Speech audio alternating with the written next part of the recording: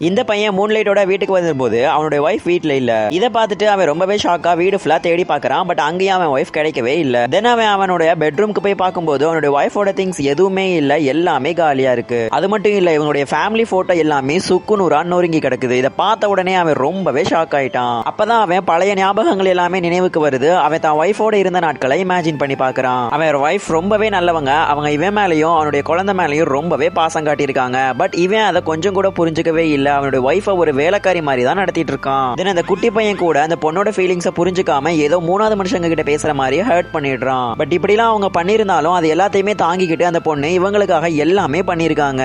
இவன் தான் ஃப்ரெண்ட்ஸோட சேர்ந்து குடிச்சிட்டு இருக்கும் போது அவன் லைட்டரை தூக்கி கூலா இருக்கிற ஸ்விம்மிங் பூலுக்குள்ள போட்டுறான். தென் அந்த பொண்ணு கிட்ட எனக்கு அந்த லைட்டரை போய் எடுத்துட்டு வான்னு சொல்றான். அந்த பொண்ணு கொஞ்சம் கூட யோசிக்காம தண்ணி கூலா இருக்குன்னு கூட நினைக்காம நேரா இறங்கி போய் லைட்டரை போய் எடுத்து வந்து கொடுக்குறாங்க. அவனுடைய ஃப்ரெண்ட்ஸ் எல்லாருமே ரொம்பவே சிரிக்கிறாங்க. யாரா இந்த பொண்ணு உனக்காக என்னலாமோ பண்றா, நீ என்னலாம் சொல்றியோ எல்லாமே கேட்கிறாளே அப்படின்னு. இந்த பொண்ணு என்ன முட்டாளா அப்படின்னு கேக்குறாங்க.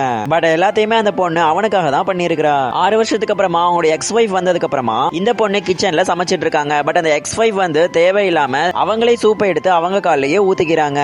தென் அவங்க ஹஸ்பண்ட் வந்து கேட்கும்போது இந்த பொண்ணு தான் சூப் எடுத்து என் மேல ஊத்துனான்னு தேவையில்லாம பழிய போட்டுறாங்க. அந்த ஹஸ்பண்ட் இது எதையுமே கொஞ்சம் கூட தெரிஞ்சுக்காம அந்த பொண்ணை நல்லாவே புடிச்சு தீட்டி விட்டுறான். இதனால அந்த பொண்ணு இன்னுமே மனசுடைஞ்சு போயிடுறாங்க. நாம இந்த குடும்பத்துக்காக நிறைய விஷயங்களை செய்யறோம், பட் அவங்க யாருமே நம்மள புரிஞ்சுக்க மாட்டேங்கிறாங்கன்னு ரொம்பவே ஹர்ட் ஆயிடுறாங்க. இவ்வளவு கொடுமைகள் எல்லாம் தாங்கினதுக்கு அப்புறமா எப்படியோ 6 வருஷம் முடிஞ்சிருச்சு. இனிமே நம்ம இந்த வீட்டை விட்டு போயிடலாம்னு முடிவு பண்ணி தான் அந்த பொண்ணு இந்த வீட்டை விட்டு கிளம்பிட்டாங்க. இந்த பொண்ணோட இந்த டிசிஷன் பண்ணி நீங்க என்ன நினைக்கிறீங்கன்னு மறக்காம கமெண்ட் செக்ஷன்ல சொல்லுங்க. இந்த வீடியோ பிடிச்சிருந்தா லைக் பண்ணிட்டு சேனலையும் சப்ஸ்கிரைப் பண்ணிக்கோங்க.